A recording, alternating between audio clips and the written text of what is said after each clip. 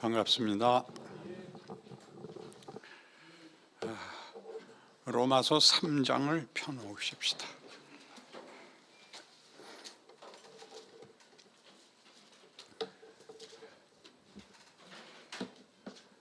로마서는 시작하면서 원래 1장 16절과 17절에 걸쳐서 내가 복음을 부끄러워하지 아니하노니 이는 모든 믿는 자에게 구원을 주시는 하나님의 능력이 됨이라.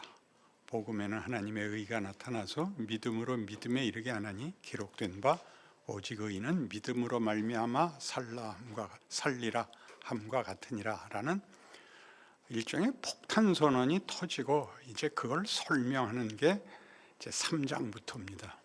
그러니까 3장에서 무슨 얘기를 했냐면 예수로 말미암는 구원을 얘기할 때 이런 단어들이 등장했죠. 믿음, 은혜, 죄, 구원, 의, 이런 단어들을 우리는 경험적으로 예수를 믿게 된 구원의 체험으로 주로 기억을 하고 있고, 그 구원이 우리를 천국을 가게 한다라는 보상에 대해서도 잘 알고 있지만, 이런 단어들이 믿음이 결단이 아니라 하나님이 우리에게 은혜를 베푸시고 목적을 가지시는 기본적인 이해가 하나님이 우리와 자신을 믿음으로 묶고 있다는 겁니다. 믿음으로 묶고 있다는 관계는 여러분 혈육에서 제일 잘 발견되는 것입니다.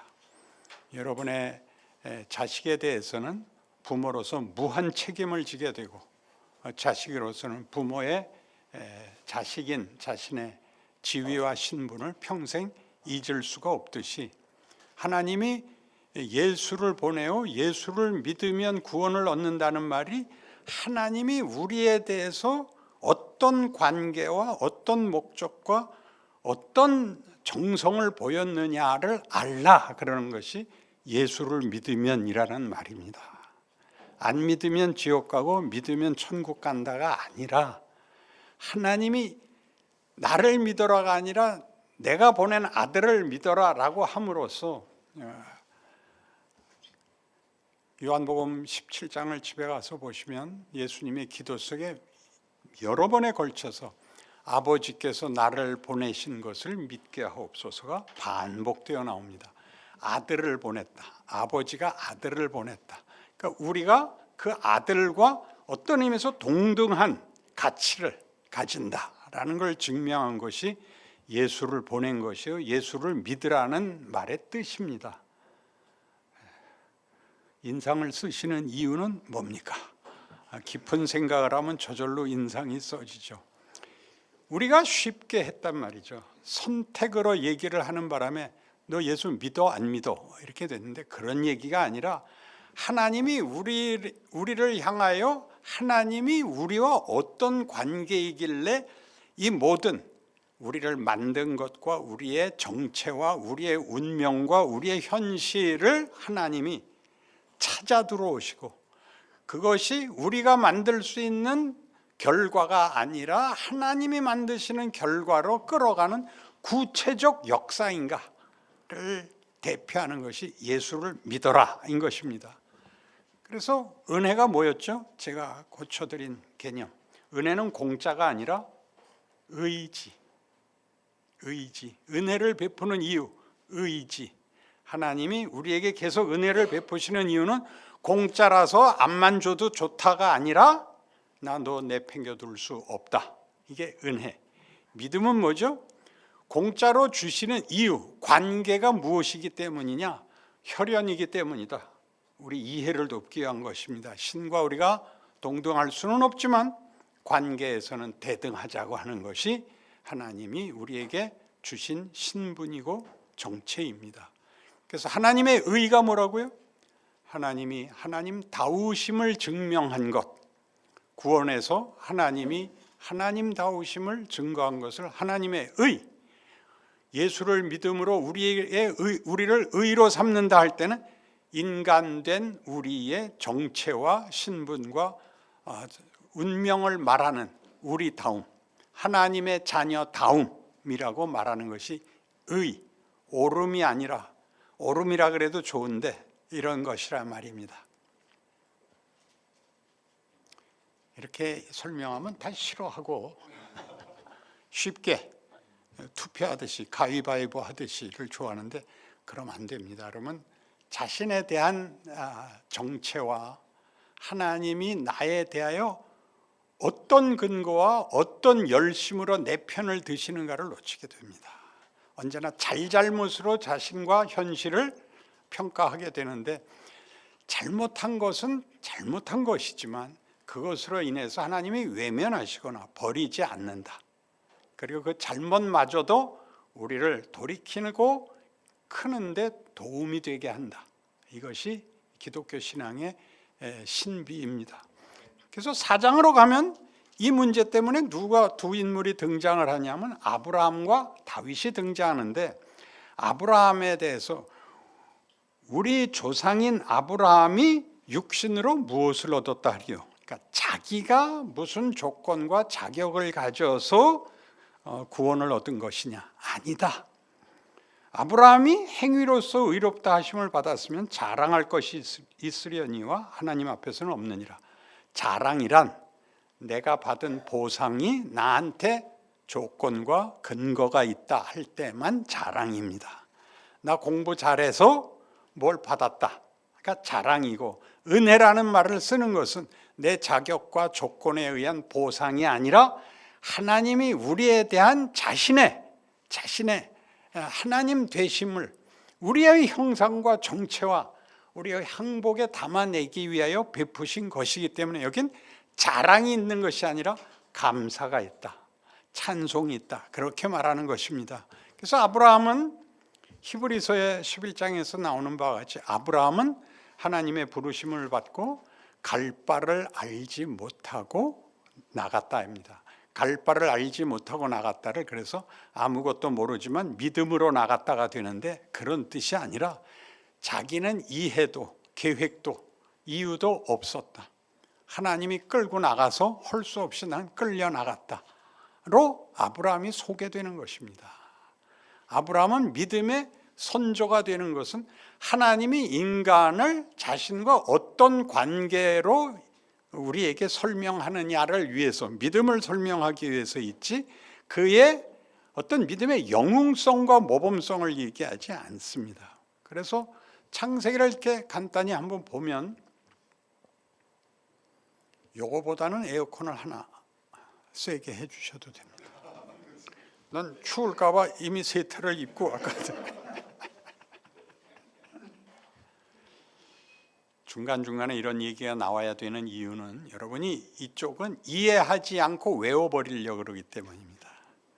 신앙을 외우려고 그러지 신앙을 이해하려고 그러지 않는데, 외운 것과 이해하는 것은 천지차입니다. 이해를 해야 자발성, 선택과 책임이 나옵니다. 알아들으시겠습니까?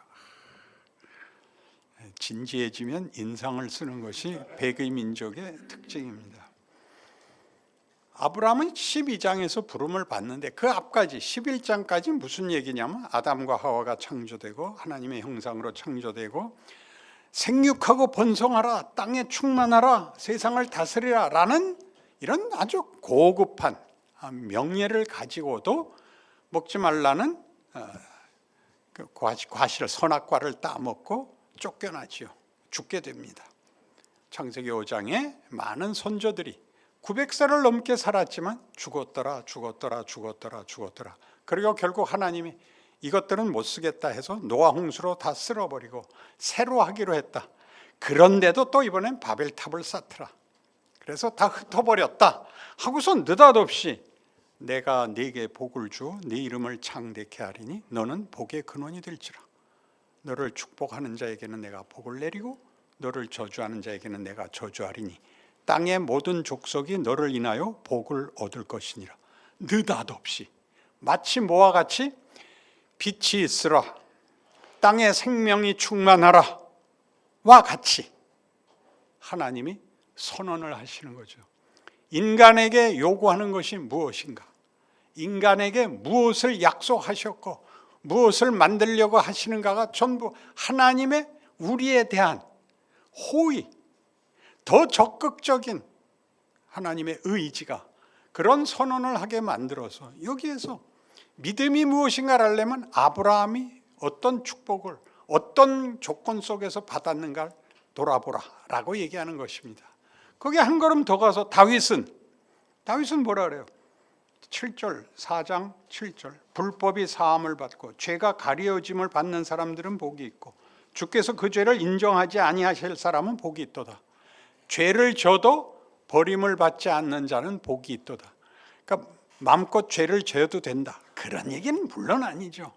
그러니까 여러분 나중에 거기까지 가야 되지만 로마서 7장에서 오라 나는 곤고한 사람이로다, 이 죄의 몸에서 누가, 이 사망의 몸에서 누가 나를 건져내랴의 답이 8장 1절에 그러므로 그리스도 예수 안에 있는 자들에게는 결코 정죄함이 없나니 이는 생명의 성령의 법이 죄와 사망의 법에서 너를 해방하였습니다. 이렇게 질서와 상벌의 기준이 바뀌는 것입니다. 거기가 아브라함이고, 말하자면 이제부터 아브라함의 후손들에 의하여 증명되는 인류에게 주어진 신분이요, 정체요, 지위요, 운명이 되는 것입니다. 그래서 5장 1절로 가시면, 그러므로 우리가 믿음으로 의롭다 하심을 받았으니 우리 주 예수 그리스도로 말미암아 하나님과 화평을 누리자. 죄가 뭐라 그랬죠? 죄란 하나님과의 분리였습니다. 생명에서 분리되자 우리라는 존재는 마르고 썩고 소멸된다 하는 것이 죄의 현상인데, 죄의 증상들을 우리는 죄라고 부르죠.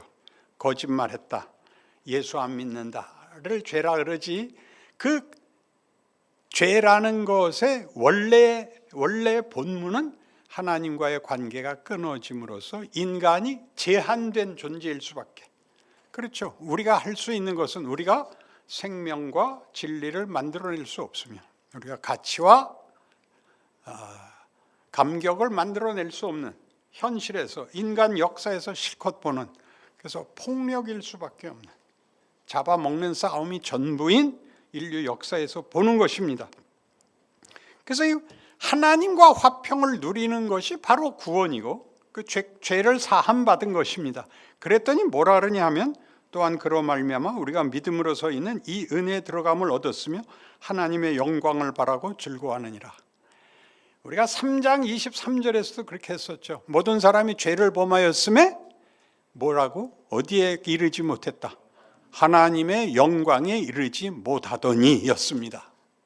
그러니까 죄가 우리라는 존재와 가치를 생명에서 끊어서 사망이 될 수밖에 없고, 못날 수밖에 없고 더러울 수밖에 없는 것에 대한 탄식을, 그 지적을 왜 해야 되냐면, 우리라는 존재가 하나님의 창조의 목적에서는 하나님의 영광이 되어야 한다는 것이죠.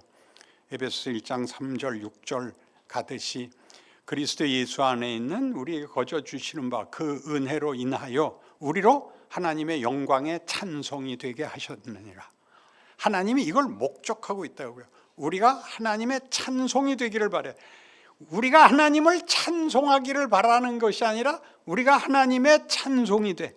그러니까 하나님을 찬송하는 우리가 하나님이 우리의 하나님인 것에 대하여 얼마나 항복하고 넘치는가로 하나님은 영광을 받으시겠다 그러는 것이라고요. 알아듣는다 못 알아듣는다. 내가 성질을 부려야 맞다 안 맞다. 그러니까 전혀 모르는 거야. 기독교가 절반이도 아니야. 치사해졌어. 문고리 잡은 거에 불과해. 그들을 꾸짖자는 얘기가 아니라, 그렇게 되자 우리가 신앙생활을 어떻게 하는가 봐. 기껏해야 한번 신앙적인 어떤 선행을 베푸는 것이 다고, 존재라는 차원에서, 인격과 성품이라는 차원에서, 그리고 우리에게 주어진 인생의 현실 속에서 내가 예수를 모르는 자와 하나님의 자녀가 된 자는 어떻게 인격과 성품과 반응이 다른가를 비교를 못하게 만들었고, 우리 자신으로 하여금 자신을 돌아볼 방법이 없게 했어요. 어쩌란 말이에요? 그냥 뭐 예수 믿고 뭐 다 지고 그러면 다 짓밟아 버릴 것 같은데 어떡하란 말이에요. 이렇게 윤리를 행하느냐 못하느냐의 싸움에 불과해졌지 자신을 어떻게 이해하느냐를 기독교인이 모른다는 건 말이 안 되는데 뜻밖의 이렇게 몰라요. 그래서 하나님의 영광에 이르게 하려고 어떻게 되냐. 다만 이뿐 아니라 우리가 환난 중에도 즐거워하나니 이는 환난은 인내를, 인내는 연단을, 연단은 소망을 이루는 줄 알미로다. 소망이 우리를 부끄럽게 하지 아니하면 우리에게 주신 성령으로 말미암아 하나님의 사랑이 우리 마음에 부은 바 됨이니 우리가 아직 연약할 때 기약대로 그리스도께서 경건하지 않은 자를 위하여 죽으셨도다. 무슨 얘기예요? 하나님과 화목했더니 평화가 오고 복이 오는 게 아니라 환난이 오더라는 거죠. 환난이 왜 오냐? 환난이 뭘 만든다고요? 인내를 만든대요. 인내가 어디로 간대요? 소망을 만든대요. 소망이 부끄럽게 하지 않는 것은 뭐 때문이라고요? 성령께서 우리에게 하나님의 사랑을 붓기 때문이래요. 그러니까 환난이 오는 이유는 어린애가 출생을 해야 되고 그 다음에 자라나야 되는데 7살, 8살이 되면 어떻게 해야 돼요? 학교를 보내야지. 왜 학교를 보내요? 그래야 되죠. 지성이 있어야 되죠. 감정만 있어갖고는 안 되지. 본능만 있어서는 안 되지. 왜 지성을 가져야 돼? 지성을 가져야 생각을 하거든. 가치를 분별하거든. 그래서 학교를 보내. 배우는 건 국산사자 은미체인데 실제로는 성실함을 배우고 우리의 생각할 수 있는 단어들과 문장들과 논리를 배우며 그분들과의 사이의 관계를 배우죠. 그게 학교야. 그러니까 자식들이 뭐라 그래? 엄마 몇 번만 더 자면 학교 안 가도 돼요. 그렇게 물어본다고요. 환난이라고 환난. 애들한테는. 톰 소야의 모험 읽었어요? 톰이 제일 부러워하는 사람이 누구야? 허클베리 피냐. 한국 이름은 조형민이래. 왜 부러워해? 맨날 놀지. 깨우는 사람이 없어. 일단 세수를 안 해도 돼. 물론 학교에 갈 필요가 없어. 근데 허클베리는 누굴 제일 부러워해? 톰을 부러워하지. 왜? 보호자가 있잖아. 보호자가 학교를 가잖아. 우리 그렇게 학교 가기 싫어서 가방 끝 뜯고 옆구리에 끼고 가고 모자 찍고 별의별 짓을 다 해. 그래도 안 갈 수가 없었지. 누가 우리를 그때 제일 부러워했게? 버스 여차장. 기억나요? 버스에 사람 몰아넣고 문도 못 닫고 매달려 가던 여차장들 기억나? 걔네들이 제일 부러운 게 그거야. 그래서 걔네들이 제일 많았던 그 조건이 자기가 누나라서 남동생 학교 보내려고 자기가 일터로 나왔어. 공장이나 어딘가 버스에 차장했어. 그러니까 우리 왜 고통과 보상에 민감하냐 하면 하나님이 무엇을 만들려는지, 나라는 존재를 위해서 하나님이 그 아들까지 대신 못을 박을 수 있다는 게 뭔지, 우리가 하나님으로부터 분리돼서 썩어질 자리, 사망의 자리, 잊혀진 자리에 있자 우리를 꺼내기 위해서 거기까지 따라온 하나님, 뭘 만들려고? 하나님의 영광이 되게 하려고. 하나님 찬송하라고가 아니라 하나님이 그걸로 내가 이런, 나라는 하나님은 이런 분이다, 이런 존재다라고 우리를 항복시키려고. 왜? 우리를 사랑한대. 우리가 애들 패면 애 때는 한 번씩 이 생각을 해요. 친모가 아니다. 그리고 또 때릴 때 하필 그 예를 들어. 넌 임마 내가 다리 밑에서 주워왔어. 그 얘기를 그때는 왜 이렇게 했나 몰라. 그래서 어느 날 드디어 옷가지 몇 개 주워들고, 어머니 그럼 저는 친모를 찾아 나가겠습니다. 그러자 너 이 새끼 죽을래? 그 잡아 끌어놓고 묶어놨지. 안 당해봤어? 우린 이북식이라서 칙칙하게 터졌어요. 이 새끼가 무슨 사랑이 이 새끼로 나와. 그러니까 다 놀래는 거예요. 왜 현실을 이렇게 하느냐? 여기서 배워. 뭘 배우나 봐요? 믿지 않는 사람들은 무얼로 사나를 보라고. 무얼로 살아? 폭력으로 살아. 생존 경쟁이니까. 힘이 없으면 밟히고 뺏기는 거야. 그러니까 죽어도 객소리는 하고 죽어야지. 쉽게 지면 몽땅 뺏기니까 서로 악을 쓸 수밖에 없어. 그래서 내가 여러분에게 권할 추천 도서가 있어. 허영만 씨가 그린 만화 타짜 일부를 봐. 안 봤어 그것도? 봤지. 그러니까 그나마 집사가 된 거야.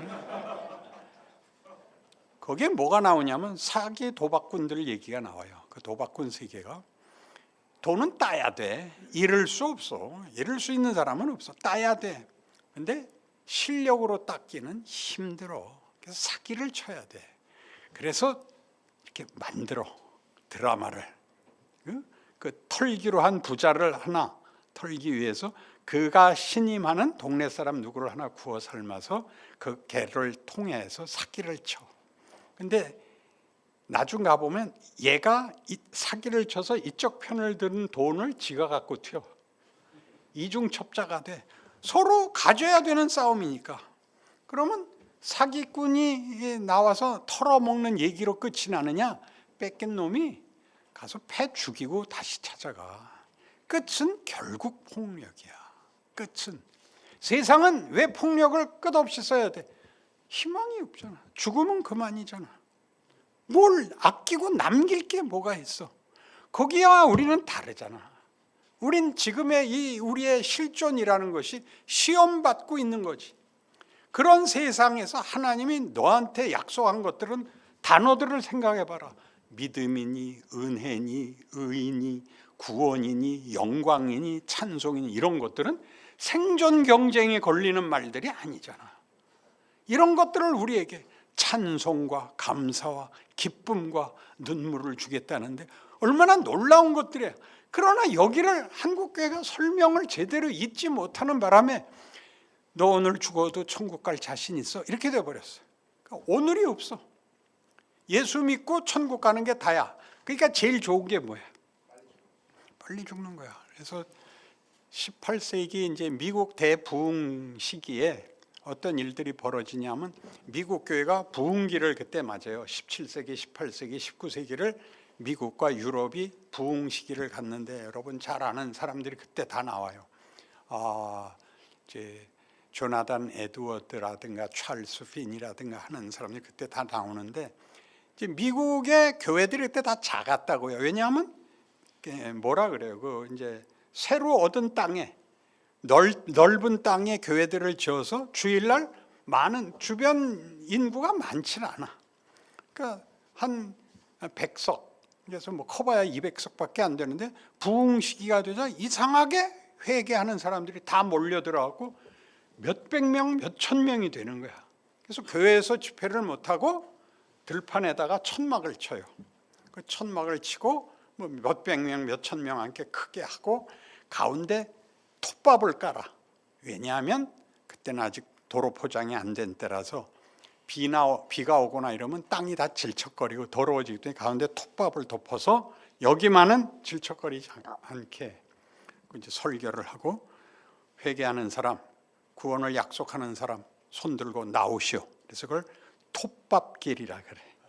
톱밥길을 걷고 축복받고 그 다음에 나가서 천막문을 나가다가 추록에 치여 죽는 게 최고야. 천당 가잖아. 이렇게 돼버렸다니까.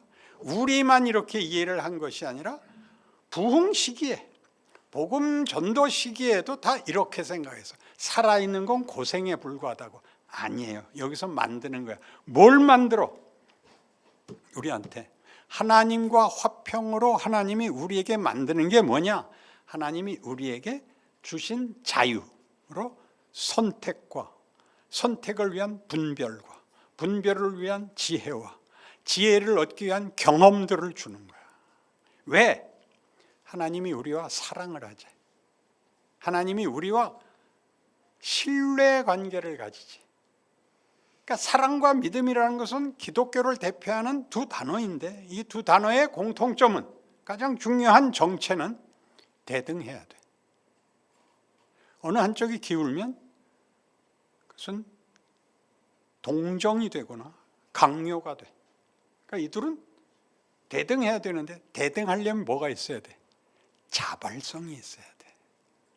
자발성이. 이해관계가 아니고 강요에 의한 것이 아닌 것이어야 돼.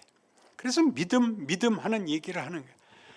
하나님과 우리 사이가 말하자면 세상에서 우리가 보는 것 같이 부모와 자식같이 혈연같이 끊을 수 없는 관계이고 정체이기 때문에 하나님이 이걸 요구한다는 거예요.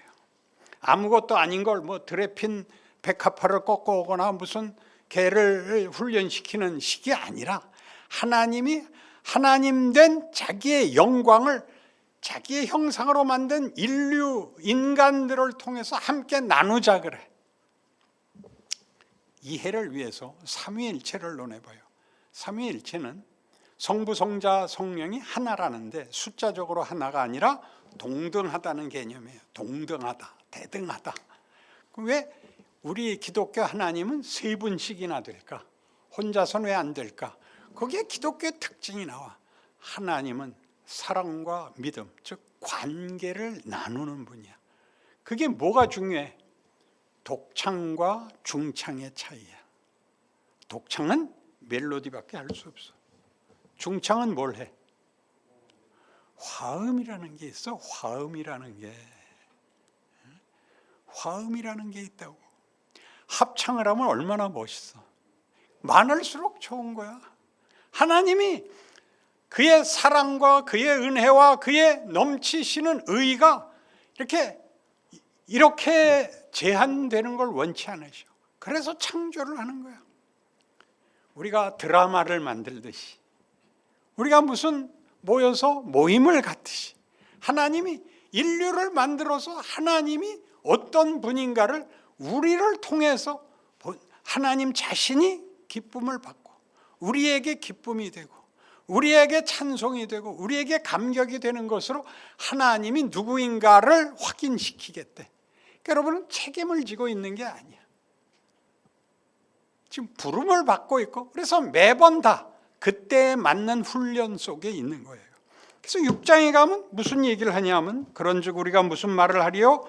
은혜를 더하게 하려고 죄에 거하겠느냐 라는 말이 왜 나오냐면 야 공짜로 얻은 구원이라면 뭐 때문에 열심히 믿냐? 그냥 개판 쳐도 언제나 공짜로 준다며 하는 얘기가 나오는 거야. 은혜를 잘못 이해해서. 은혜가 뭐라고 그랬지 내가? 의지라 그랬잖아. 그 애가 말 안 듣고 어느 날 알고 보니까 지난번에도 얘기했죠. 학교를 3개월이나 안 갔대. 학교에서 전화가 와. 엄마가 놀랬지. 자식이 천연덕스럽게 저녁에 들어와. 너 어디 갔다 오니? 학교 갔다 오지. 들어와 이 새끼야. 잡아 묶어놓고 죽도록 팼단 말이야. 그리고 어떻게 한다고? 밥상 차려놓지. 밥 먹어 이 새끼야. 안 먹어. 그게 무슨 배짱이지? 지까짓게. 안 먹어를 할 수 있잖아. 왜? 자식이거든. 삼삼이너 하지. 안 먹으면 이 새끼 죽여버릴 거야. 그래서 입에 쳐넣어서 먹이지. 그리고 뭐라 그런다고? 난 널 믿어. 죽이지. 그게 무슨 뜻이라 그랬어? 외워봐. 나 너 포기 안 해야. 난 네가 잘할 줄로 알아가 아니야. 나 너 포기 안 해. 그 말이야. 예수를 믿는다는 건 이런 관계를 하는 거야. 그래서 6장 얘기가 뭐냐 하면 야 이 바보들아. 은혜를 베풀어서 모든 것을 줬더니 개판 쳐도 된다고 이렇게 말하는 거는 얼마나 못난 말이냐 임마. 너 창피하지도 않냐. 그게 로마서 6장이야. 이 설명 하나 나같이 하는 사람이 없어서 내가 악을 써야 돼 지금. 알아들으라고. 알아들어 정말? 은혜에 감사합니다. 그리고 눈물 뚝뚝 흘리라는 게 아니야. 임마 멋있어지라고.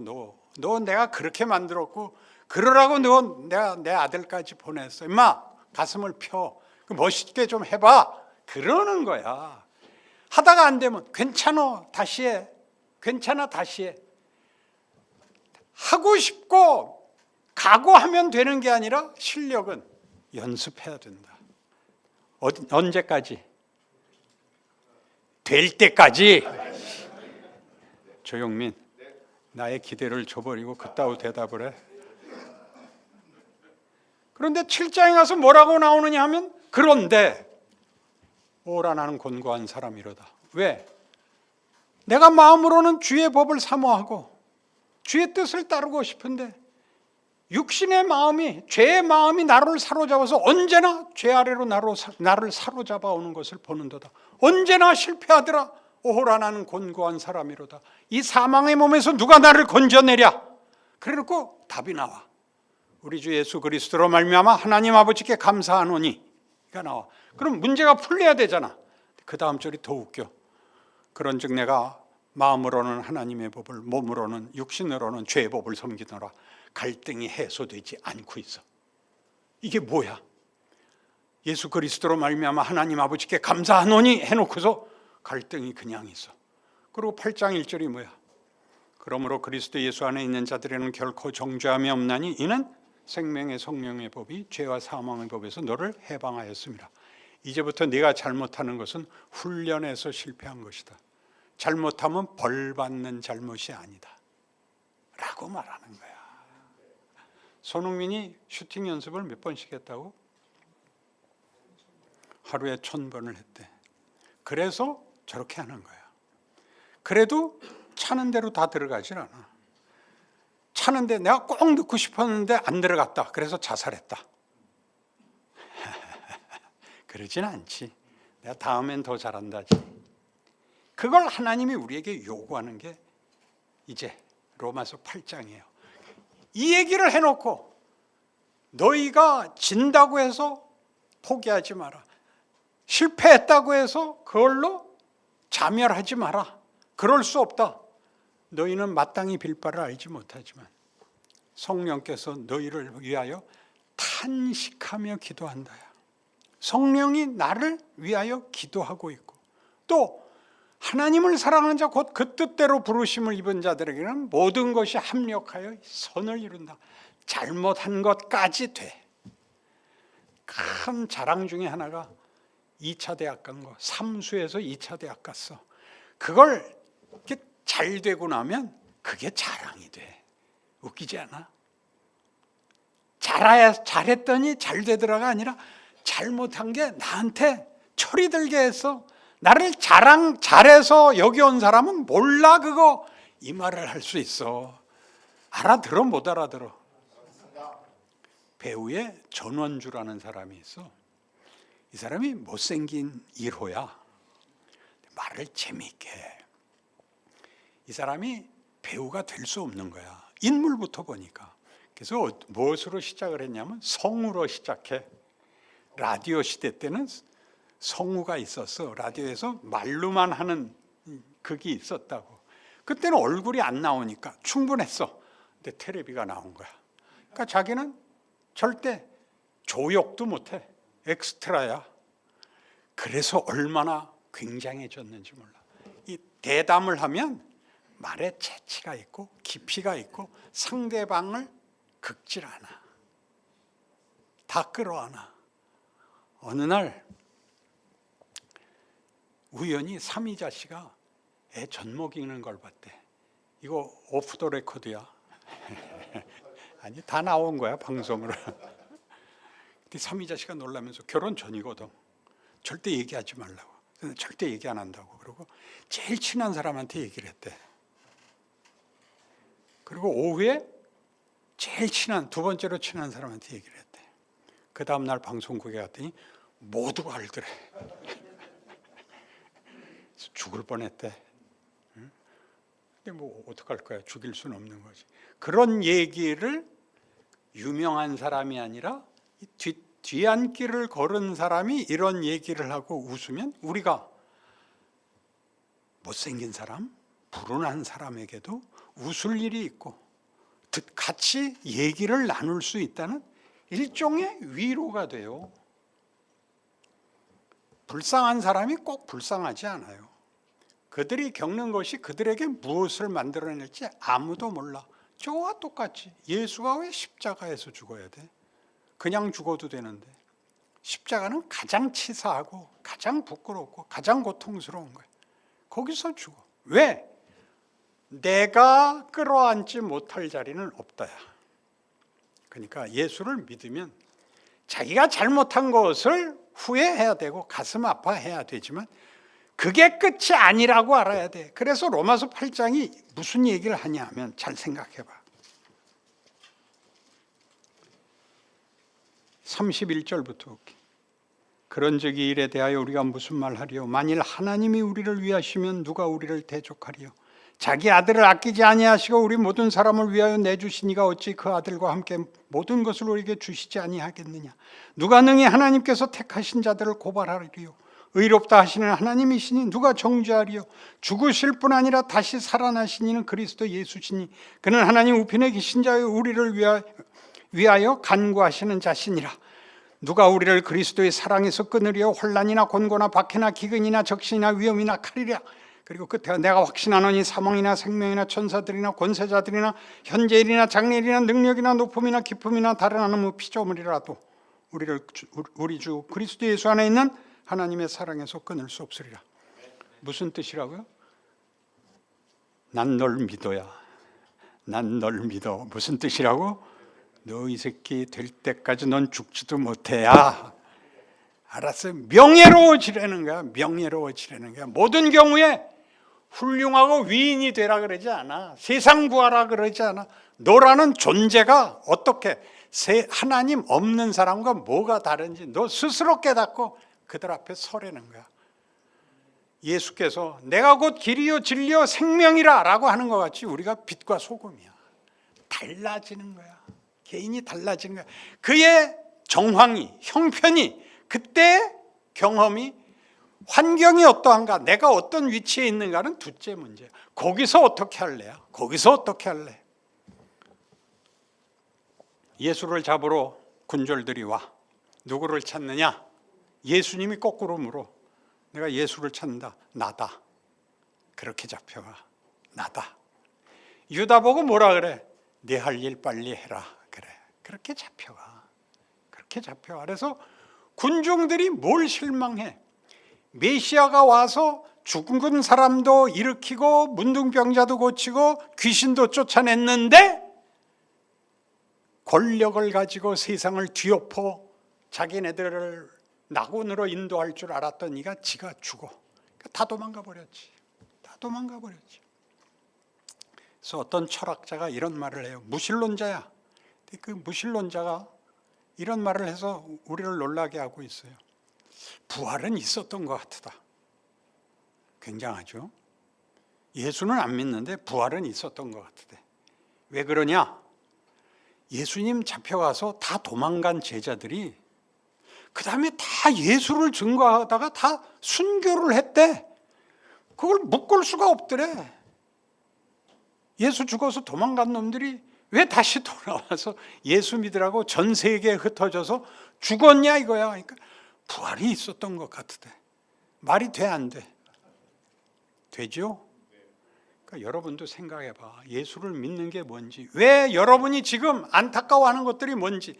여러분이 아는 거 반복하자는 건 학교가 아니야. 여러분이 아는 데까지 해서 다음 단계로 가는 게 학교야. 인생이고 어디까지 여러분이 쫓아왔느냐 해서 한 단계씩 한 단계씩 더 가는 거야. 그래서 여러분을 뭘 만들어? 여러분의 위치, 이웃, 시대를 여러분에게 허락해. 그래서 여러분이 있는 곳에는 예수님이 제자들을 보내서 얘기한 것 같이 볼지어다 세상 끝날까지 내가 너희와 항상 함께 있을 것이니라. 우리가 그러니까 예수가 나와 함께 있어. 예수가 오신 것이 임마누엘이야. 하나님이 우리와 함께 하신다가 임마누엘이야. 그러면 예수가 나와 함께 있고 내가 보냄을 받은 자리, 우리의 현실은 거기서 내가 임마누엘이야. 내가 신이 됐다는 얘기가 아니야. 신이 나와 함께 있으므로 내가 임마누엘이야. 내가 그들 앞에 예수를 믿는 자라면 동일한 현실에서 어떤 식의 분별, 어떤 식의 책임, 어떤 식의 자세를 갖느냐를 여러분이 연습해야 되고 해야 돼요. 그래서 사랑이란 율법 중에 제일 큰 것이 무엇입니까? 하나님 사랑하고 이웃 사랑이라. 내 이웃이 누굽니까? 그래서 무슨 비유가 나와? 사마리아인, 선한 사마리아인 비유가 나오지. 네가 할 수 있는 일을 봤을 때 네가 해라야. 네가 할 수 있는 일을 봤을 때 그 이상 하자 그러지 마라. 땅끝까지 가지 마. 이미 여기가 땅끝이야. 우리가 땅끝이야. 여기서 여러분이 만나는 모든 사람 앞에서 여러분은 다른 사람이어야 돼. 하루아침에 되지 않아. 알고 있어야 돼. 승질 부르고 돌아왔을 때 집에 와서 후회해야 돼. 야, 그 말은 안 할 걸 그랬다. 다음 날 가서 야, 나 어제 그렇게 말한 거 미안하다. 그 말은 할 필요 없어. 다음 날은 다르게 굴어. 그게 우리 평생에 걸쳐서 하나님이 우리를 무엇을 만드느냐를 우리가 누리는 거야. 이것을 기독교라고 해. 구원을 받았다. 그리고 모든 세상 앞에 내가 빛이다. 내가 진리다. 내가 생명을 증언한다. 라고 나라는 존재와 형편과 현실을 이해하고 묶여야 되는 것입니다. 질문 있으면 하십시오. 질문이 없는 이유는 딱 하나야. 전부 못 알아들으면 질문이 없어. 기도합시다. 하나님 아버지, 우리 너무 넋이 빠져서 질문도 없고 고함도 칠 기력이 없습니다. 정말 우리가 그런 존재라고? 그렇답니다. 예수님이 오셔서 죽으신 사건입니다. 그렇게 살려낸 생명입니다. 그렇게 만들어진 운명입니다. 존재입니다. 그 삶을 살아내게 하옵소서. 이제 시작에 불과할 수 있습니다. 그러나 하나님이 우리를 완성하시기까지 놓아두지 않고 계속 밀어붙이실 것입니다. 그때 순종할 수 있게 하옵소서. 명예를 누리게 하옵소서. 그리고 세상을 보고 반면교사를 삼아서 그 비참함과 그 치사함과 그 더러움과 못난 것을 보고 치를 떨고 자신을 주님 앞에서 만들어내는 우리 각각의 믿음, 순종, 자랑이 되게 하여 주옵소서. 예수님 이름으로 기도합니다. 아멘.